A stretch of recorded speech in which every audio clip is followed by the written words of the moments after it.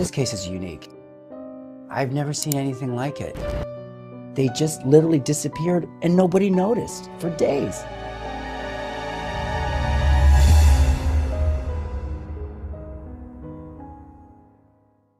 तारीख 11 नवंबर 2013।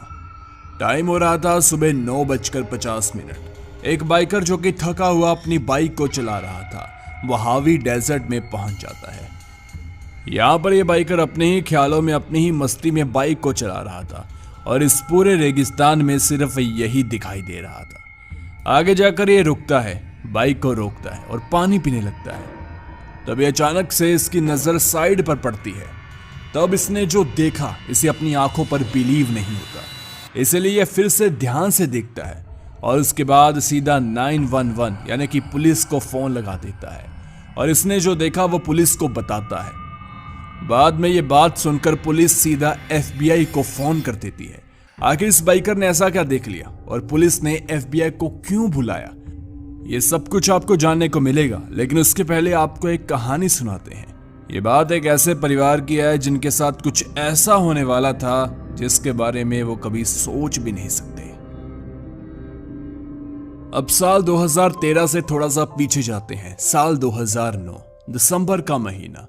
जोसेफ मैक्स्टे जिसकी उम्र 40 साल की थी, उसकी वाइफ की उम्र थी 43 साल जिसका नाम था समर। देखो उनके 2 बच्चे थे, एक 3 साल का जोसेफ जूनियर और 4 साल की जियानी। देखो जो समर थी वो एक रियल एस्टेट एजेंट थी और जोसेफ एक बिजनेसमैन था।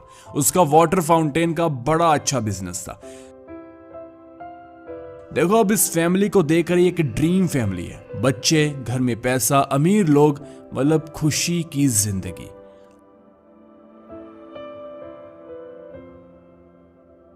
लेकिन रुकिए जरा। अब देखिए इन लोगों के पास पैसा तो बहुत था, तो इन लोगों ने सोचा कि देखो हम कैलिफोर्निया को छोड़ते हैं, क्या यहाँ पर ट्रैफिक भीड़, हम जाते हैं फॉलब्रूक। अब ये ऐसी जगह है जो कि काफी पीसफुल, काफी शांत जगह है। अब यहाँ पर इन लोगों ने अपना एक ड्रीम घर बनवाया था। इस परिवार ने बहुत दिल से अपनी जमा पूंजी को इकट्ठा कर इस घर में लगाया था। इनका मानना था कि इस घर में हम बहुत साल रहने वाले हैं, शायद पूरी जिंदगी हम यहाँ पर रहेंगे। लेकिन देखो समय का पहिया कब कहां चला जाए किसी को कुछ नहीं पता। तो खैर ऐसे ही ड्रीम घर में रहते रहते इन्हें 2-3 महीने हो गए और दिन आ गया 4 फरवरी 2010 का। यह दिन भी इस परिवार के लिए एक नॉर्मल सा दिन था, लेकिन इसका अंत कुछ और होने वाला था। दिन की शुरुआत समर करती है। समर को घर का काम करना था, वो घर से बाहर उस दिन नहीं जाने वाली थी और बच्चे भी दोनों छोटे थे और वो घर पर ही थे। अब यहां पर घर का जो मेन आदमी था जोसेफ, उसे उस दिन अपनी मीटिंग के लिए कैलिफोर्निया जाना था, जो कि 45-50 मिनट की ड्राइव थी और वो चला जाता है। मीटिंग थी उसकी चार्ल्स मैरिट के साथ, जो कि जोसेफ का बिजनेस पार्टनर था वाटर फाउंटेन के ही बिजनेस में। खैर मीटिंग यहां पर खत्म हो जाती है, जोसेफ अपने घर आ जाता है। अब अगले दिन 5 फरवरी को जोसेफ का फादर पैट्रिक उसे फोन करता है, लेकिन जोसेफ फोन को नहीं उठाता। पैट्रिक ये सोच रहा था कि हाँ वो शायद किसी काम में बिजी होगा, तो वो इस बात को इग्नोर कर देते हैं। लेकिन पूरा दिन जोसेफ बैक कॉल नहीं करता। 6 फरवरी को पैट्रिक, जो कि जोसेफ के फादर थे, वो किसी काम की वजह से बिजी रहते हैं, वो उस दिन फोन नहीं करते। अब 7 तारीख को पैट्रिक फिर से जोसेफ को फोन करते हैं और वो सोच रहे थे कि मैंने 5 तारीख को जोसेफ को फोन किया था, उसने अभी तक बैक कॉल तक नहीं किया। तो खैर इस बार भी 7 फरवरी को कॉल करने के बाद भी जोसेफ फोन को नहीं उठाता। अब पैट्रिक को थोड़ा सा अजीब लग रहा था कि ऐसा कैसे हो सकता है, क्योंकि वो अक्सर 2 दिन में एक बार या रोज फोन पर बात किया करते थे। लेकिन अब समय हो गया था 3 से 4 दिन और आगे से जोसेफ बैक कॉल तक नहीं कर रहा था। इस समय तक भी जोसेफ के फादर और उसकी मदर इस बात को लेकर इतना ज्यादा परेशान नहीं थे, क्योंकि जोसेफ की ये आदत थी कि जब वो काम में बहुत ज्यादा बिजी रहता था, वो अक्सर अपना कांटेक्ट लोगों से थोड़ा कम कर देता था और बाद में वो फोन कर देता था, तो ये नॉर्मल सी उनके लिए बात थी। लेकिन मामला तब बिगड़ता है जब 9 फरवरी को जोसेफ का भाई माइकल अपने फादर पैट्रिक को फोन करता है और कहता है कि जोसेफ के बिजनेस पार्टनर चार्ल्स मैरिट का मुझे फोन आया और उसने बताया कि जोसेफ 5 दिन से उसे फोन का जवाब नहीं दे रहा।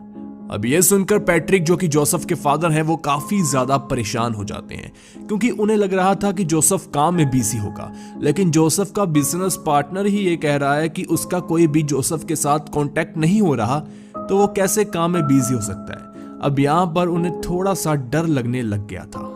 अब यहाँ पर जोसेफ की फैमिली 4-5 दिन से कोई भी जवाब नहीं दे रही थी, लेकिन अब भी जोसेफ के माता पिता ने, उसके भाई ने और उसके बिजनेस पार्टनर चार्ल्स ने मिसिंग की रिपोर्ट पुलिस में नहीं दर्ज करवाई थी कि जोसेफ का परिवार मिसिंग है, क्योंकि वो सोच रहे थे कि जोसेफ का परिवार शायद किसी ट्रिप पर गया हो और उन्होंने इस ट्रिप के बारे में किसी को नहीं बताया। जब वो इस ट्रिप से वापस आ जाएंगे तो हम सबको पता चल जाएगा, क्योंकि पहले भी जोसेफ और उसकी फैमिली ऐसे 2-4 दिन की ट्रिप पर जाते रहते थे। अब यहाँ पर जोसेफ की मदर ने अपने बेटे माइकल को कहा कि तुम एक काम करो, जोसेफ के घर उसके बिजनेस पार्टनर चार्ल्स को लेकर चले जाओ और वहां पर देखो सब कुछ सही है या नहीं। वो ऐसा ही करते हैं, वो जोसेफ के उस घर में चले जाते हैं, लेकिन जब वो घर के पास पहुंचते हैं वो एक चीज देखते हैं जिसे देखकर वो बहुत ज्यादा हैरान होते हैं। जोसेफ के घर के दरवाजे के बाहर ही उसके 2 कुत्ते बांधे गए थे। जोसेफ और उसकी फैमिली ऐसा कभी नहीं करती। वो अपने डॉग से इतना ज्यादा प्यार करती थी, तो भला एक ट्रिप के लिए उन्हें ऐसे बाहर बांध कर कैसे जा सकती है। अब ये काफी अनयूजुअल चीज लग रही थी उन्हें। अब यहाँ पर आसपास भी देखा गया, लेकिन कोई भी फोर्स एंट्री के साइन उन्हें नजर नहीं आए। सब कुछ सही, सभी खिड़कियां, सभी दरवाजे बिल्कुल सही। तो उन्हें लगा कि हाँ, शायद वो ट्रिप पर गए होंगे। तो इस तरह बाहर से ही सब कुछ देखकर माइकल और जोसेफ का बिजनेस पार्टनर चार्ल्स वो वहां से अपने अपने घर चले जाते हैं। अब ऐसे ही 2 दिन और निकल जाते हैं। अब डेट आ जाती है 13 फरवरी की। अब यहां पर जोसेफ को आखिरी बार किसी इंसान से बात किए, जो कि उन्हें पता था 11 दिन हो चुके थे। तो यहां पर जोसेफ की मदर अपने बेटे माइकल को कहती है कि तुम और चार्ल्स जाओ और जोसेफ के घर को अच्छे से अंदर से देख कर आओ कि वहां पर सब कुछ सही है ना, कोई ऐसी गलत चीज तो नहीं है। और वो ऐसा ही करते हैं। माइकल और चार्ल्स जाते हैं जोसेफ के घर के पास और वहां पर घर के सभी दरवाजे खिड़कियां बंद थी। अब उन्हें परेशानी हो रही थी घर के अंदर जाने के लिए। वो दरवाजा से तोड़कर जा नहीं सकते थे, तो उन्हें एक खिड़की मिल जाती है जो कि आधी खुली हुई थी। तो किसी तरीके से वो घर के अंदर का जुगाड़ कर ही लेते हैं और वो घर के अंदर चले जाते हैं। जब वो घर के अंदर जाते हैं तो मामला और पेचीदा नजर आता है, क्योंकि घर के टेबल्स पर खाना परोसा हुआ था। सामान ऐसे ही बिखरा हुआ, बच्चों के कपड़े सूखने के लिए डाले गए, वॉशिंग मशीन के पास कपड़े पड़े हुए, मतलब कि बाद में कपड़े धोने का प्रोग्राम भी था। लेकिन ऐसे हालात में भला बंदा ट्रिप पर कैसे जा सकता है। अब ये सब कुछ देखकर हर बंदा समझ सकता है कि यहाँ पर ये लोग अपनी मर्जी से बाहर नहीं गए। अगर वो अपनी मर्जी से गए हैं तो बहुत ज्यादा जल्दबाजी में गए हैं। कुछ ऐसी चीज हो गई कि वो बहुत बड़ी थी, तो इन लोगों को ये सब करने का समय भी नहीं मिला और ये बस ऐसे ही उठे और निकल गए। और दूसरी वजह यह हो सकती है कि इन्हें यहां से ले जाया गया है। लेकिन यहाँ पर हैरानी की बात तो यह है कि जोसेफ के माता पिता ने, उसके भाई ने और उसके बिजनेस पार्टनर चार्ल्स ने पुलिस को इस बारे में कुछ भी नहीं बताया।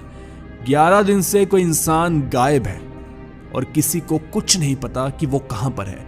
फिर भी बस ये कह रहे हैं कि शायद वो ट्रिप पर गया होगा, शायद वो कुछ ये कर रहा होगा। किसी को सच नहीं पता, लेकिन फिर भी पुलिस जो कि सच को ढूंढ सकती थी उन्हें नहीं बताया।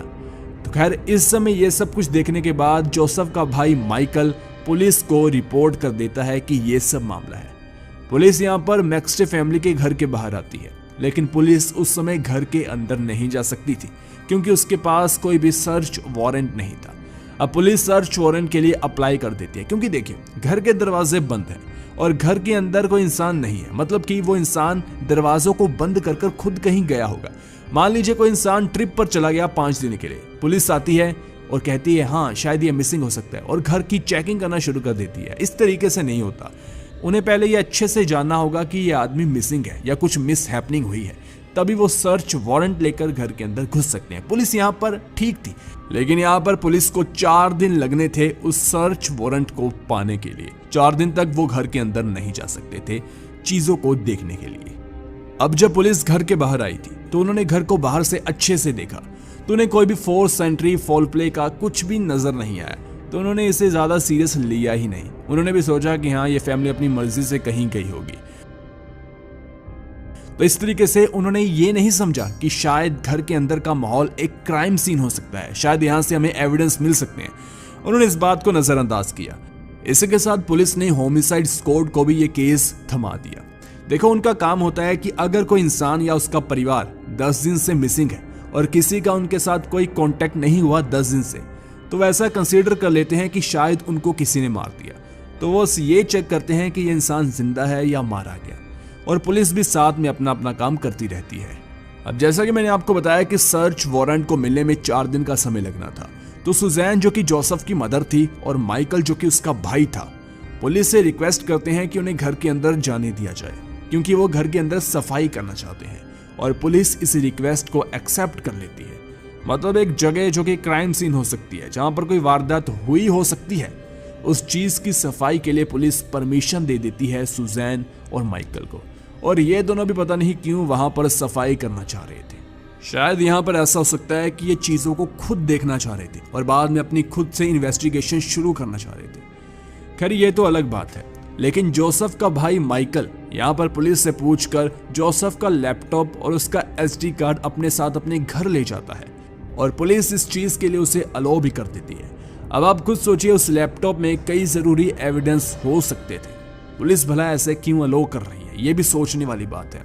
खैर, यहाँ पर पुलिस ने कहा कि जब हमारे पास सर्च वारंट आ जाएगा तो सारी चीजें तुम्हें वापस लौटानी पड़ेगी। वैसा मान भी जाता है। अब यहाँ पर पुलिस सर्च वारंट का वेट तो कर ही रही थी, लेकिन वो अपनी तरफ से थोड़ी बहुत इन्वेस्टिगेशन शुरू कर देती है। अब यहाँ पर मैक्स्टे फैमिली के पड़ोसियों के घर बाहर एक कैमरा लगा था, CCTV। तो पुलिस कैमरे की फुटेज को चेक करती है और पीछे जाती है 4 फरवरी को। अभी वहां पर उन्हें एक चीज दिखाई देती है। शाम के करीब 7:47 पर जोसेफ की गाड़ी जो कि SUV थी, इस समय घर से जाती हुई दिखाई देती है। मतलब कि अगर वो ट्रिप पर गए हैं तो इस समय वो ट्रिप के लिए निकले होंगे। अब ये जानने के बाद जोसेफ के माता पिता, उनका भाई समझ आता है कि पक्का कुछ ना कुछ तो गड़बड़ है, क्योंकि देखिए जोसेफ खुद कहता था कि अगर बच्चे साथ में हो तो आपको दिन के समय ही बाहर जाना चाहिए। अब 8 बजे बिना किसी को बताए, बिना किसी को इन्फॉर्म करे कोई ट्रिप पर कैसे जाता है, और वो भी बच्चों के साथ। और दूसरी बात ये भी कि घर के अंदर बच्चों की दवाइयां उन्हें मिली। अगर वो ट्रिप पर गए हैं तो बच्चों की दवाइयां साथ में क्यों लेकर नहीं गए, और टेबल पर खाना क्यों परोसा हुआ है, और ऊपर से कपड़े जो कि गंदे ऐसे ही घर में इधर उधर पड़े हैं, जो कि धोने के लिए साफ दिख रहा है रखे गए हैं। चलो एक बात ये मान लेते हैं कि वो घर में ऐसे ही गंदगी छोड़कर चले गए कि जब वापस आएंगे तो साफ कर देंगे, लेकिन अपने कुत्तों को घर के बाहर बांध कर वो कैसे जा सकता है? वो तो ऐसा कभी कर ही नहीं सकता। तो इस तरीके से अब मामला पुलिस तो नहीं समझी, लेकिन घर वाले समझ आते हैं कि अब इनके साथ कुछ हो गया है, और वो कहीं ना कहीं सही भी थे, क्योंकि उनके साथ जो हुआ उसके ऊपर वो कभी यकीन नहीं कर सकते। लेकिन इस परिवार की पूरी कहानी जानने से पहले आपसे एक बात करनी है। देखो, कहानियां तो हर किसी की जिंदगी में होती है। आपकी जिंदगी के कुछ ऐसे किस्से होंगे, ऐसी कहानी होगी जो कि आप सबको बताना चाहते हैं, और शायद ऐसी कहानियों पर कोई यकीन नहीं करता। अगर आपके साथ भी कुछ ऐसा क्रीपी इंसिडेंट या ऐसी घटना हुई है जिसकी कहानी आप चाहते हैं कि हम सुनाएं, तो आप अपनी कहानी नीचे कमेंट सेक्शन में लिख सकते हैं अच्छे से। तो खैर, कहानी में वापस आते हैं। 19 फरवरी को पुलिस को सर्च वारंट मिल जाता है। पुलिस अब अच्छे से घर की तलाशी लेती है, चेक करती है। वो समझ आती है कि कुछ ना कुछ गड़बड़ हो सकती है। हालांकि यहाँ पर कोई भी फोर्स एंट्री या फॉल प्ले का कोई साइन नहीं था, लेकिन फिर भी पुलिस भी समझदार है कि ऐसे सभी चीजें छोड़कर कोई जाता नहीं है। अब यहाँ पर एक अजीब चीज होती है। मेक्सिको बॉर्डर के पास एक शॉपिंग मॉल होता है। उस शॉपिंग मॉल की पार्किंग में पुलिस को जोसेफ की गाड़ी मिल जाती है, जो कि CCTV में उन्होंने जाते हुए देखी थी। अब ये सब कुछ देखकर पुलिस समझती है कि शायद ये लोग मेक्सिको बॉर्डर को पार कर मेक्सिको चले गए। इसके पीछे की वजह पुलिस को नहीं पता थी, लेकिन जिस तरीके से घर की हालत थी जब उन्होंने घर को चेक किया, साथ में इन लोगों ने अपने कुत्तों को बाहर बांध दिया था, क्योंकि इन्हें पता था कि हम जल्दी से वापस नहीं आने वाले। अगर कुत्ते घर के अंदर रहेंगे तो भूख से मर जाएंगे, बाहर कोई ना कोई इन्हें खाने के लिए देता रहेगा। लेकिन अब जरा ध्यान से सोचने वाली बात है, ये लोग ऐसा क्यों करेंगे? यहाँ पर इनका बहुत अच्छा बिजनेस, बहुत अच्छा काम चल रहा था। इन्होंने अभी अभी अपना घर भी बनवाया था, रेनोवेट करवाया था, एक ड्रीम घर।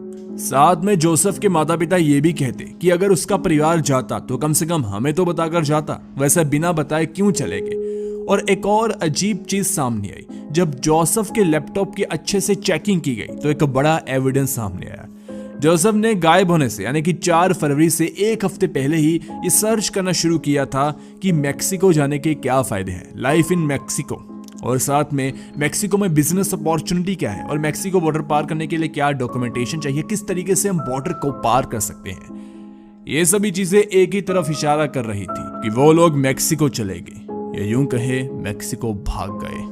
अब पुलिस का मानना था कि ये लोग मैक्सिको में हैं, लेकिन फिर भी ये लोग अपनी इन्वेस्टिगेशन को चालू रखते हैं। यहाँ पर ये जोसेफ की कंपनी में जो लोग काम करते थे उनसे बातचीत करते हैं, खासकर उसका बिजनेस पार्टनर चेस मैरिट और साथ में डैन जो कि उसके वेबसाइट का काम संभालता था और उसका बहुत पुराना बिजनेस पार्टनर वो भी था। अब यहाँ पर इंटरव्यू करने के बाद पुलिस को पता चलता है कि जोसेफ का बिजनेस दिन रात तरक्की कर रहा था, तो भला बंदा अपने बिजनेस को ऐसे छोड़कर, और अब पूरा कंट्रोल उसके हाथ में नहीं था, क्या काम हो रहा है क्या नहीं उसको कोई पता नहीं था। अगर वो ये सब कुछ छोड़कर भी गया है, मतलब वो ये बिजनेस छोड़कर चला गया, लेकिन उसका ये बिजनेस एक साल में $1.5 मिलियन यानी कि करीब करीब महीने का 1 करोड़ का रेवेन्यू वो बनाता था। अब यहाँ पर पुलिस उसके बिजनेस पार्टनर डैन और चेस का डीएनए सैंपल भी ले लेते हैं। खैर यहाँ पर 23 फरवरी यानी कि उनके गायब होने के 19 दिन के बाद पुलिस वहां की मैक्सिको की अथॉरिटी को यह बता देती है कि ऐसे ऐसे फैमिली यहां पर आई है, अगर आपको मिले कुछ भी हो तो हमें जरूर बताएं। लेकिन 5 मार्च को एक अलग ही चीज हो जाती है। पुलिस तो सब कुछ थ्योरीज बना रही थी, लेकिन तभी पुलिस के हाथ में एक सीसीटीवी फुटेज मिलती है मैक्सिको बॉर्डर की। ये इमेज दिखने में काफी ज्यादा लो क्वालिटी की थी और ये काफी ब्लर भी थी और रात की फुटेज है। इसमें देखा जाता है कि एक फैमिली जिसके 4 मेंबर हैं, 2 छोटे बच्चे हैं, एक वाइफ है और एक शायद उसका हस्बैंड होगा, वो बॉर्डर की तरफ जाते हैं, मैक्सिको बॉर्डर की तरफ। अब यहाँ पर पुलिस इस नतीजे तक पहुंच जाती है कि ये जो फुटेज में परिवार दिखाई दे रहा है ये मैक्स्टे फैमिली है और ये आदमी जोसेफ है, साथ में उसकी बीवी समर है और उनके 2 बच्चे हैं। लेकिन उसका बिजनेस पार्टनर चार्ल्स मैरिट कहता है कि जोसेफ ऐसे चलता ही नहीं, ऐसा तो हो ही नहीं सकता कि ये जोसेफ है। अब जरा पुलिस और ज्यादा डिटेल में जाती है। पता चलता है कि जो फुटेज पुलिस देख रही है वो 8 फरवरी की है और शाम के करीब 7 बजे की है। मतलब कि 4 फरवरी को वो लोग घर से बाहर निकले और 4 दिन घूमने के बाद 8 फरवरी को वो लोग मैक्सिको के बॉर्डर के पास पहुंचे मैक्सिको जाने के लिए। अब जो भी हो, इस फुटेज को देखने के बाद पुलिस ने अपना काम बंद कर दिया, इन्वेस्टिगेशन को रोक दिया। और साथ में एक और बात सामने आई कि मैक्सिको में कुछ लोगों ने जो कि इन्वेस्टिगेशन के साथ जुड़े हुए थे, उन्होंने इनके परिवार को मैक्सिको में देखा और इसका क्या सबूत है वो पुलिस ने नहीं बताया। अब यहाँ पर जैसे आपको कुछ अजीब लग रहा है, इनके परिवार वालों को भी कुछ अजीब लगा। उन्होंने इस थ्योरी पर विश्वास नहीं दिखाया। उन्होंने कहा कि ना तो फुटेज में ये हमारा परिवार है और ना ही वो लोग हमें ऐसे बिना बताए सब कुछ छोड़ छाड़ कर मैक्सिको गए हैं। खैर टाइम के साथ इन्वेस्टिगेशन तो हो गई बंद, लेकिन जोसेफ के फादर पैट्रिक ने अपनी एक इन्वेस्टिगेशन को ही शुरू कर दिया, जिसमें उनकी मदद उनका फ्रेंड टिम मिलर करता है, जो कि फंड करता है एक नॉन प्रॉफिट सर्च ऑर्गेनाइजेशन को टेक्सास में।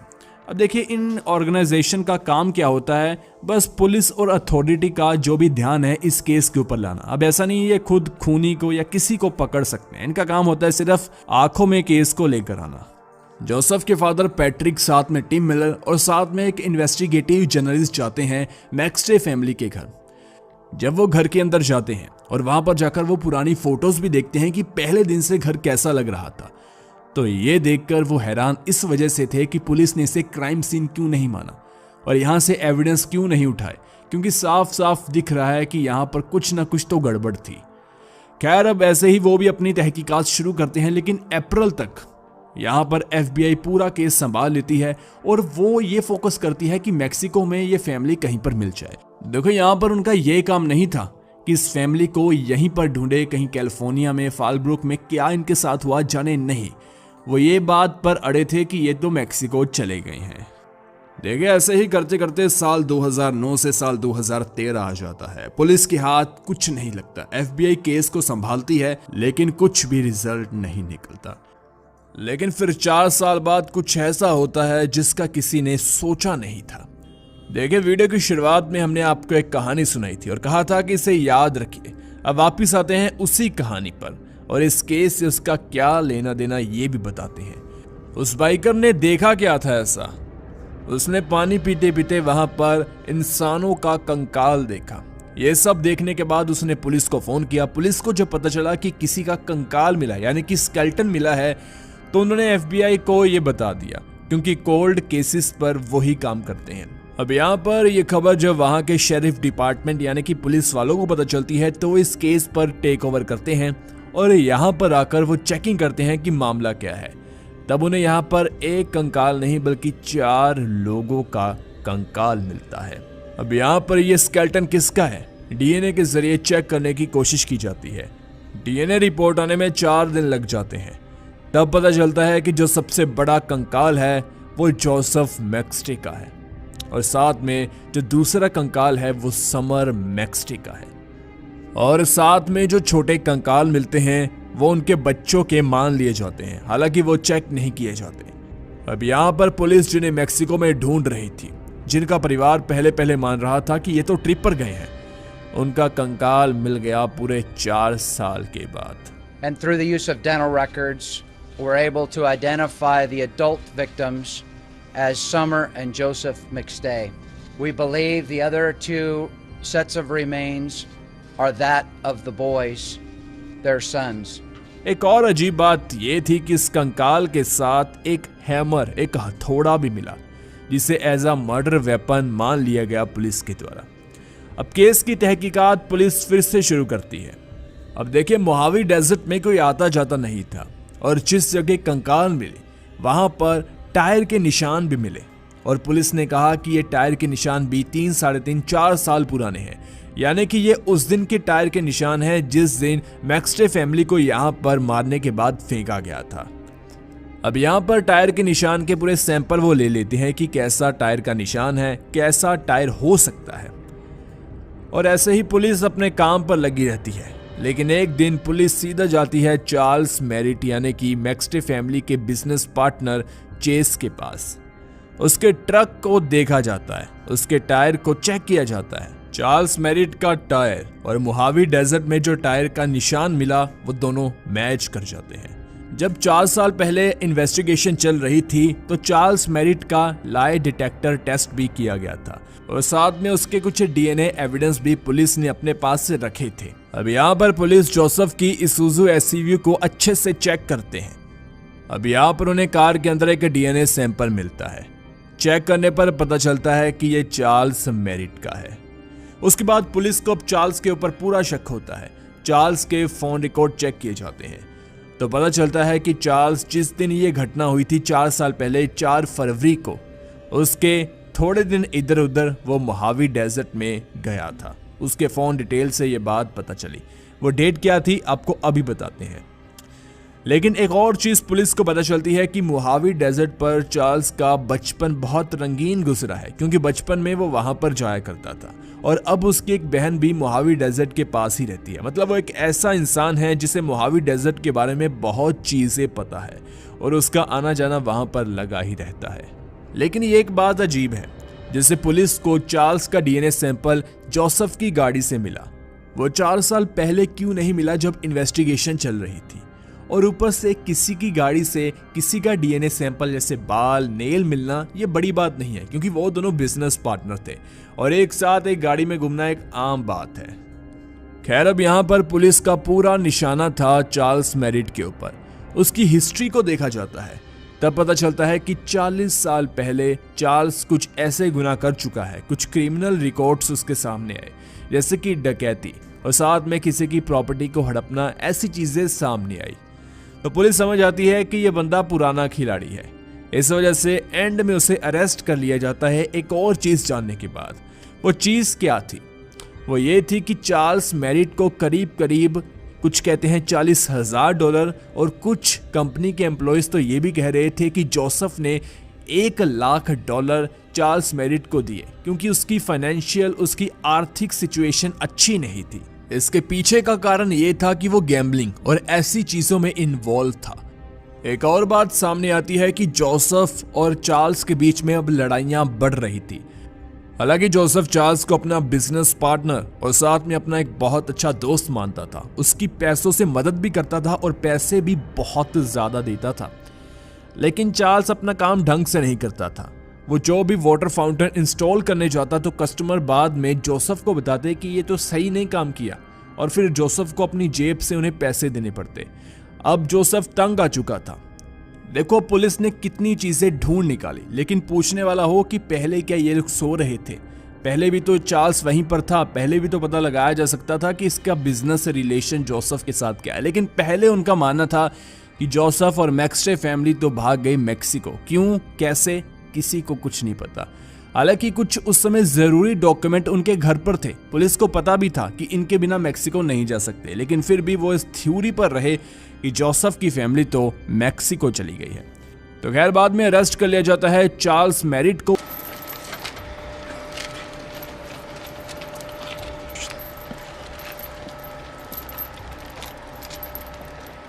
वो कहता है कि मैं जोसेफ का भला बुरा कैसे कर सकता हूं? जिस इंसान ने मेरी इतनी मदद की, जिसने मेरे मुश्किल टाइम में हमेशा मेरा साथ दिया, मैं उसके साथ भला ऐसे कैसे कर सकता हूं? लेकिन यहाँ पर पुलिस भी अपने बात पर अड़ी रही और कोर्ट में उसकी ट्रायल शुरू हो जाती है। अब देखो कोर्ट में चार्ल्स कई बार कुछ बहाने बनाता है। चार्ल्स ने कहा कि मुझे कुछ हार्ट का डिसीज है और मैं जल्दी मरने वाला हूँ। बाद में वो फॉल्स साबित होता है। कई बार चार्ल्स कहता है कि मेरे पास पैसे नहीं है कि मैं एक लॉयर को हायर करूं, क्या मैं अपना केस खुद लड़ सकता हूं? ऐसे ही करते करते साल 2019 आ जाता है। बहुत लंबे समय के लिए यह केस खिंचता है। अब यहाँ पर क्या रिजल्ट निकला कोर्ट में, ये जानने से पहले ये जानते हैं कि आखिर 4 फरवरी 2010 के दिन क्या हुआ था। देखिए चार्ल्स ने कभी खुद कुछ नहीं बताया कि उस दिन क्या हुआ क्या नहीं हुआ। ये एक थ्योरी है जो आपको हम बताने वाले हैं।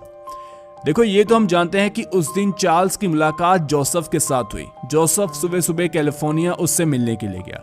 कहा जाता है कि वहां पर उसका झगड़ा हुआ चार्ल्स से, क्योंकि उसने बहुत काम खराब कर रखा था। कस्टमर के बहुत बैड रिव्यूज आ रहे थे और कस्टमर अपना पैसा रिफंड मांग रहे थे। अब जोसेफ कहता है कि या तो ये पैसा तुम मुझे दो और मैं कस्टमर को वापस कर दूं, या तो मैं तुम्हारे खिलाफ अब कंप्लेंट करने वाला हूं। अब यहाँ पर चार्ल्स डर जाता है क्योंकि पहले ही उसके ऊपर 2 बार केस हो चुका है और कैलिफोर्निया का 3 स्ट्राइक रूल है। इसके हिसाब से जब आप एक बार क्राइम करते हो आपको सजा मिलती है, दूसरी बार अगर सेम ही पर्सन क्राइम करता है तो उसको सजा बढ़ाकर मिलती है, और तीसरी बार उसे 25 साल और ज्यादा सजा मिलती है। मतलब ये ऊपर ऊपर से है, इसकी काफी ज्यादा डेफिनेशन अंदर भी मौजूद है। ये आप समझ लें कि अगर इस बार जोसेफ चार्ल्स के ऊपर कोई कंप्लेंट करता तो चार्ल्स को बहुत ज्यादा सजा होने की संभावना थी और बहुत बड़ी दिक्कत में वो पड़ सकता था। इसके बाद शाम के समय में चार्ल्स आता है जोसेफ के घर। वो शायद या तो पब्लिक ट्रांसपोर्ट का यूज करके आया होगा या पैदल आया होगा, वो अपने व्हीकल में नहीं आया होगा।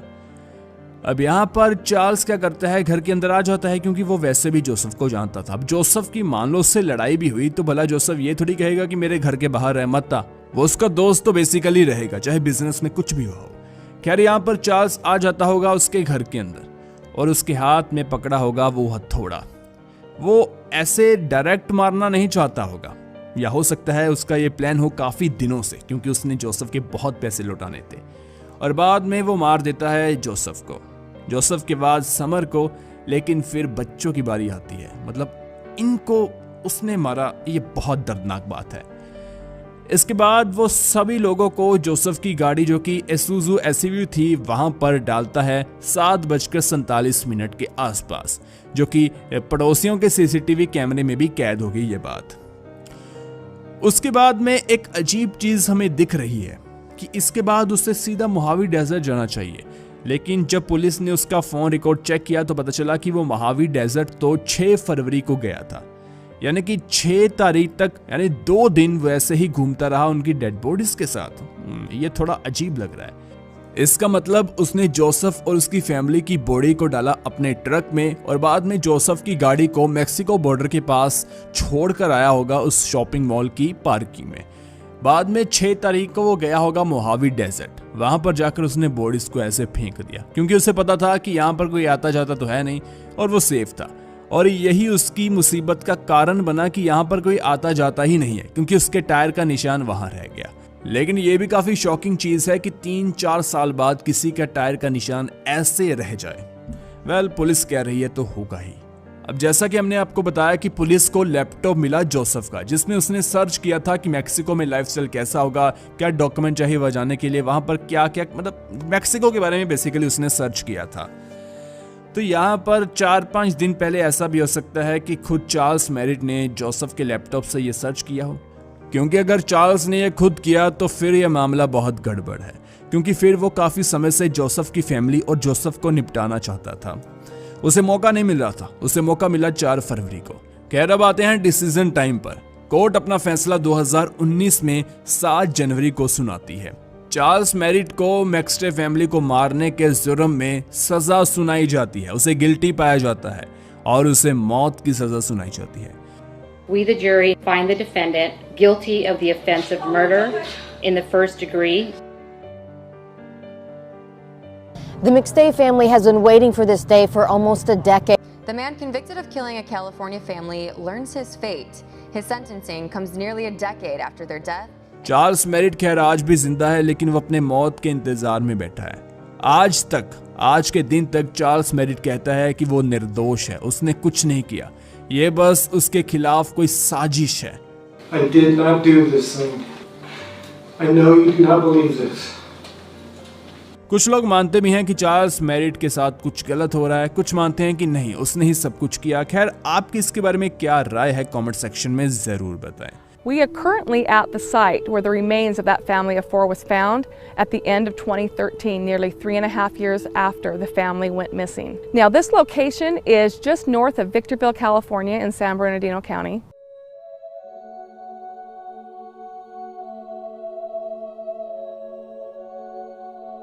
एक और ऐसा ही केस है जो कि बहुत दिलचस्प है, जहां पर एक परिवार रातों रात कहां गायब हो गया, किसी को कुछ नहीं पता।